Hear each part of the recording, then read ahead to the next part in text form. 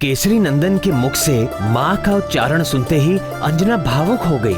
महामना सुमंत्र जी वानर राज केसरी के पास एक शुभ समाचार के साथ आए। उन्होंने महाराज दशरथ के पुत्रों के नाम भी बताए। जैसे ही राम नाम की गूंज हनुमान लला के कानों तक पहुंची, उनके शरीर में एक अद्भुत विकास होने लगा। आपने तो कहा था कि आपके पुत्र का जन्म अभी कुछ ही दिन पहले हुआ है, तो फिर ये बालक तो हमारे पुत्र पर भगवान भोलेनाथ की विशेष कृपा है, इसीलिए ये अद्भुत है।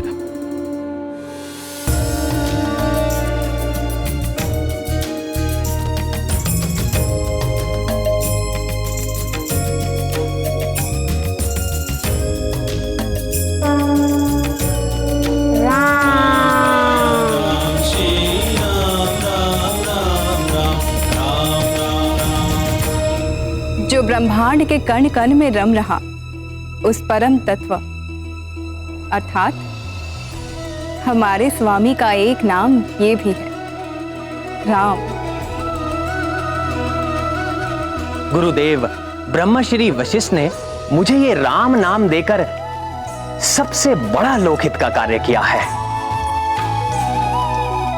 भोले बाबा ने इस राम नाम को तारक मंत्र भी कहा है और सारे युगों में, विशेषकर कलयुग में, मुझे पाने का सबसे सरल और सुगम उपाय है ये राम नाम।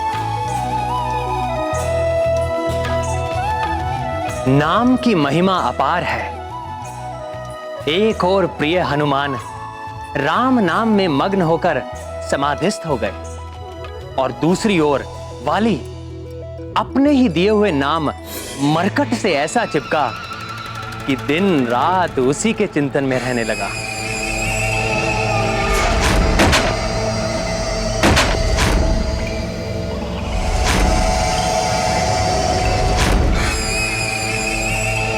किन विचारों में मग्न हो भैया?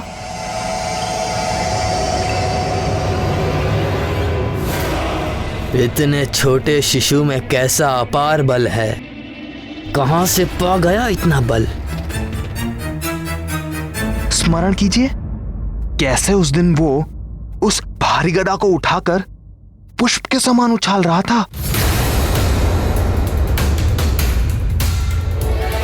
वो तो एक ही गदा उछाल रहा था, किंतु आपकी तो एक गदा दो के समान है। आपका बल तो अतुलनीय है भैया।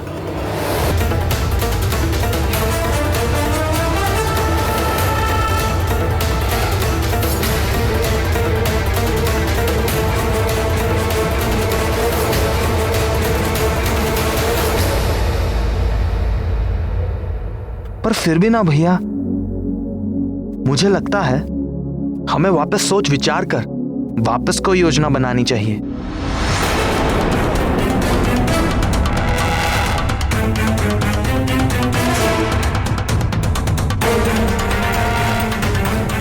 तुम कहना क्या चाहते हो सुग्रीव? स्पष्ट कहो। भैया, आप किष्किंधा के युवराज हैं और आपके प्राणों पर किसी भी तरह का कोई भी संकट ना आए, यही मेरा दायित्व है। मेरे प्राणों पर संकट? तुम उस हथेली भर के बालक से मुझे भय दिखा रहे हो? महानतम वाली को भय, प्राणों का भय। भैया, मेरे बात की आत्मा पर ध्यान दीजिए। हमें अपने शत्रु को अच्छी तरह से जानकर उनके बल को और परख कर फिर आक्रमण करना चाहिए। मैं तो केवल इतना ही कह रहा हूं।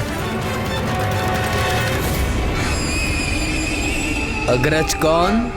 आप। बलशाली कौन? आप। बुद्धिमान कौन? आप। तो फिर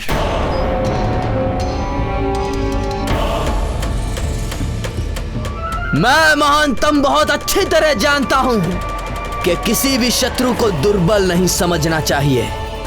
मैं महानतम बहुत विचार कर इस निर्णय तक पहुंचा हूं कि हमें उस मरकट को अच्छी तरह जानकर उसके बल को परख कर ही उस पर आक्रमण करना होगा।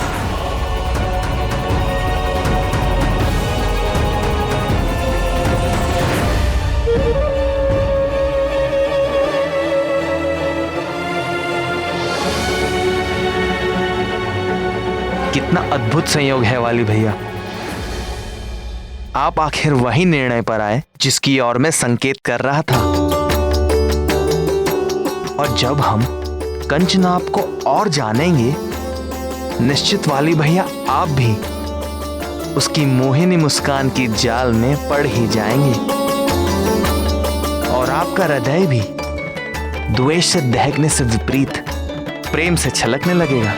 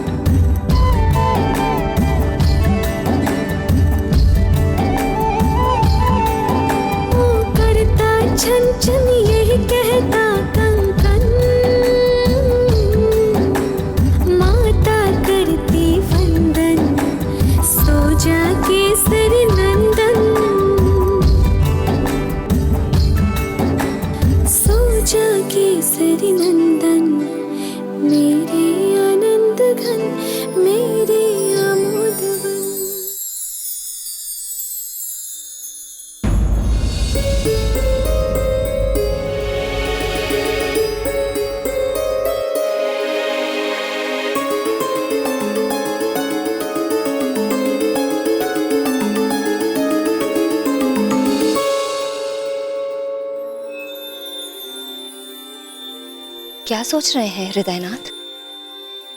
अपने पुत्र के बारे में सोच रहा था। उसे अद्भुत कहूं या विचित्र? हाँ, देखिए ना, हमारा पुत्र अभी कुछ ही दिनों का है, किंतु आकार, बल और बुद्धि 5 वर्ष के बालक जैसी हो गई है।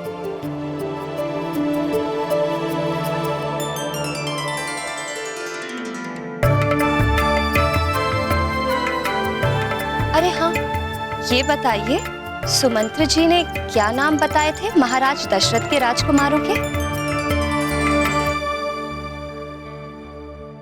सबसे छोटे शत्रुघ्न,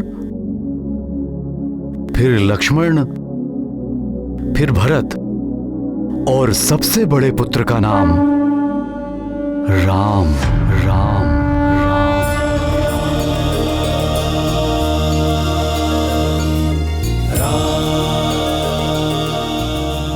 चारों नाम बहुत ही सुंदर हैं, किंतु राम,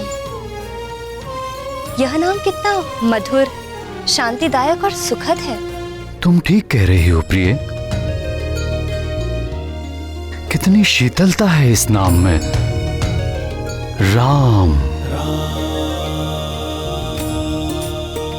हम भी अपने केसरी नंदन का ऐसा ही कोई नाम रखेंगे। किंतु परंपरा। किंतु परंपरा क्या? हमारे कुल की परंपरा है, पुत्र अपने नाम का चुनाव स्वयं ही करता है। इस विषय में आपने पहले तो कुछ नहीं बताया। अवसर आने पर बात कहने का एक अलग ही आनंद है और महत्व भी। तुम स्वयं ही देख लेना, जब पुरोहित जी अंजने से उसका नाम कहलवाएंगे।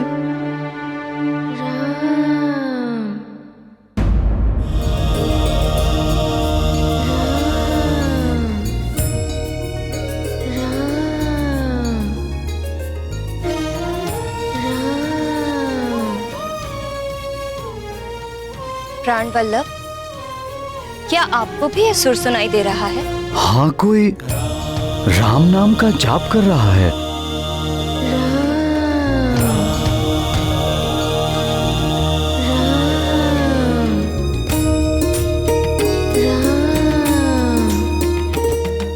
ये राम नाम के जाप की ध्वनि इसी कक्ष से आ रही है, परंतु इस कक्ष से कहां से?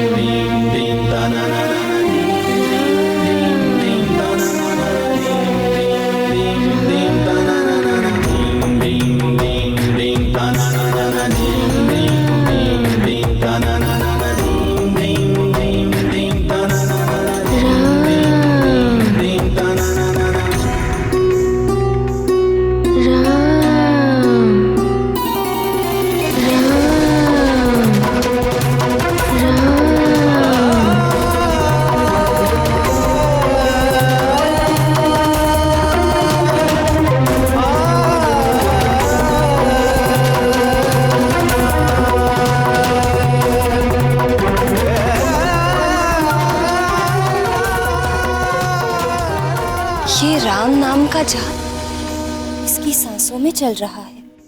राम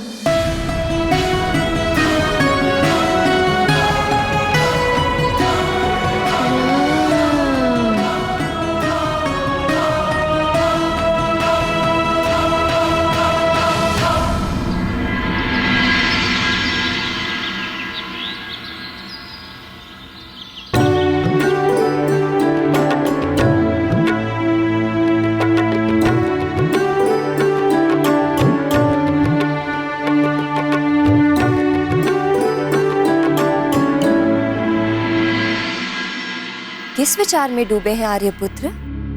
क्या हुआ? कुछ नहीं, बस अपने पुत्र अंजने के बारे में सोच रहा था। ये तो हम समझ ही चुके हैं कि कृपानिधि भगवान भोलेनाथ की विशेष कृपा है इस पर, किंतु ये जो राम नाम हमारे पुत्र के हृदय में रच बस गया है, उसका क्या संबंध है हमारे पुत्र के साथ?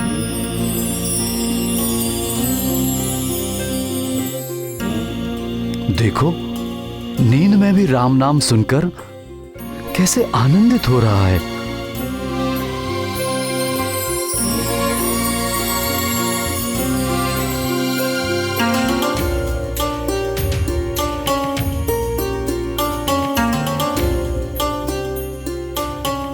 हमारे पुत्र के नित्य नए चमत्कार से मैं भी अचंभित हूँ। हमारे पुत्र का जन्म अवश्य किसी महान कार्य के लिए हुआ है। हम तो केवल माध्यम हैं। भगवान की लीलाएं भगवान ही समझ सकते हैं। तुम ठीक कह रही हो प्रिय। प्रभु की लीला हम प्राणियों की समझ से परे है, परंतु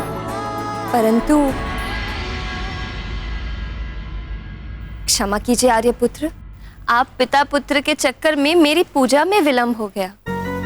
हाँ, देखो ना, बातों बातों में समय का पता भी नहीं चला। मैं भी चलता हूं।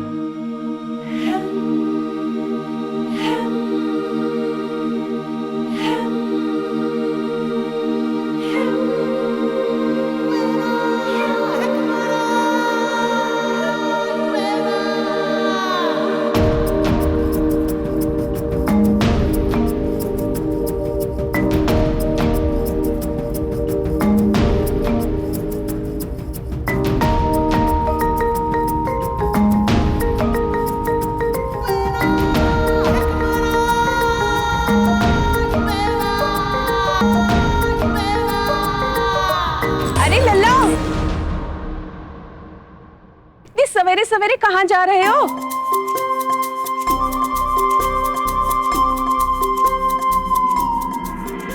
अरे अरे रुक जाइए लल्ला, अरे रुक जाइए। सर्व जगत ईश्वरो बन्ध मोक्षयोः तं त्वामर्चन्ति कुशलाः प्रपन्नार्तिहरम्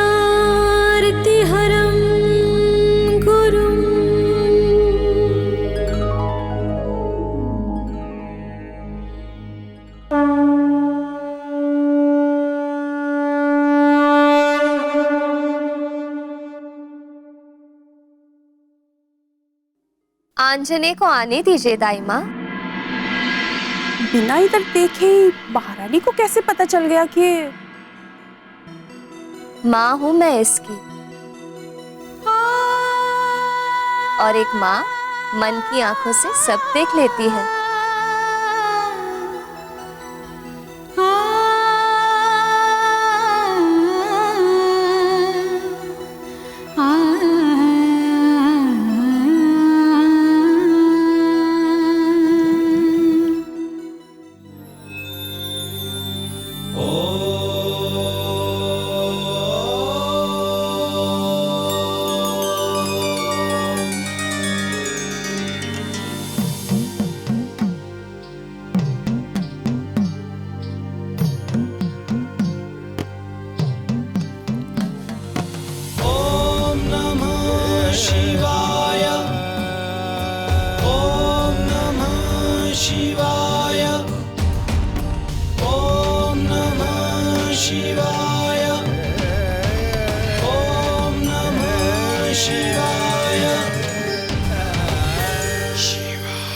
नहीं नहीं नहीं, स्नान किए बगैर भगवान को जलाभिषेक नहीं कर सकते।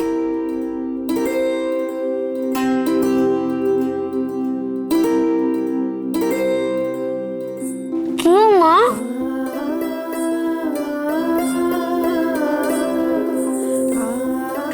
क्योंकि भगवान की पूजा करने के लिए शरीर शुद्ध, वस्त्र धुले हुए और मन निर्मल होना चाहिए।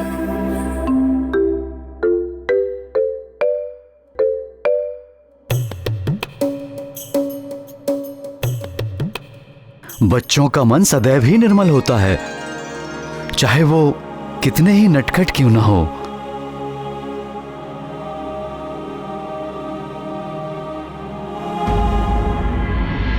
बचपन भी कितना भोला होता है। बचपन भोला अवश्य होता है, किंतु बुद्धिहीन नहीं होता। अर्थात केसरी नंदन के भोलेपन और नटखट लीलाओं पर मत जाइए आप लोग। इस भोलेपन के पीछे छिपी बुद्धि बड़ी तेज है।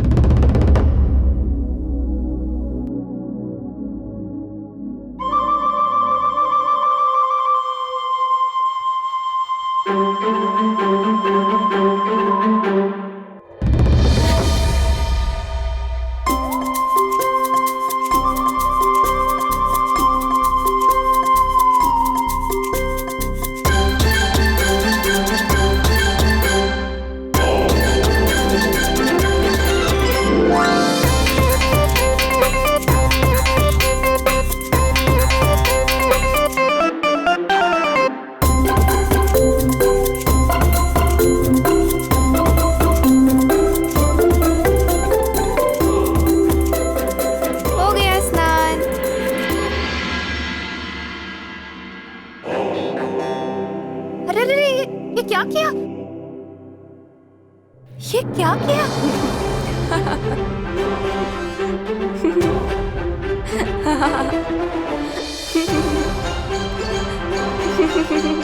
क्या किया? स्नान कर लिया हमारे पुत्र ने।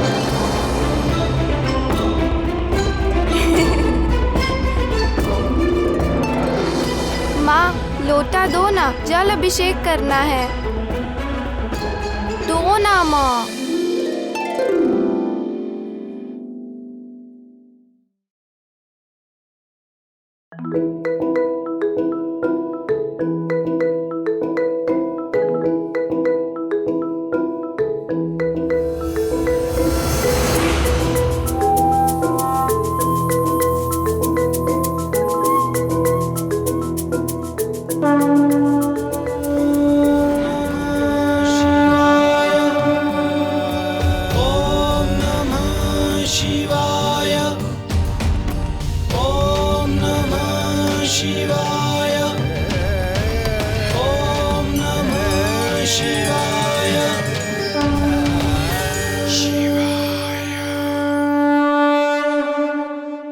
केसरी नंदन के मुख से माँ का उच्चारण सुनते ही अंजना भावुक हो गई।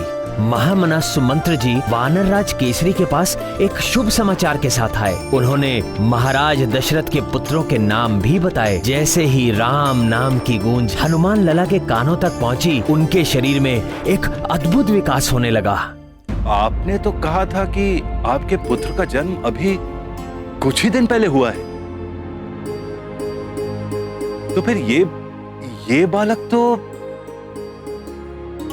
हमारे पुत्र पर भगवान भोलेनाथ की विशेष कृपा है, इसीलिए ये अद्भुत है।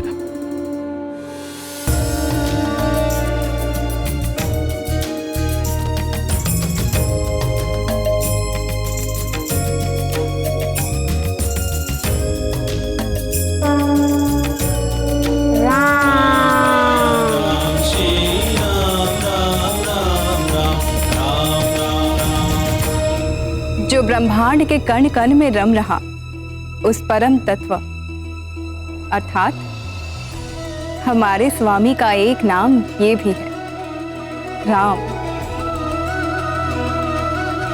गुरुदेव ब्रह्मश्री वशिष्ठ ने मुझे ये राम नाम देकर सबसे बड़ा लोकहित का कार्य किया है। भोले बाबा ने इस राम नाम को तारक मंत्र भी कहा है और सारे युगों में, विशेषकर कलयुग में, मुझे पाने का सबसे सरल और सुगम उपाय है ये राम नाम। नाम की महिमा अपार है। एक और प्रिय हनुमान राम नाम में मग्न होकर समाधिस्थ हो गए और दूसरी ओर वाली अपने ही दिए हुए नाम मरकट से ऐसा चिपका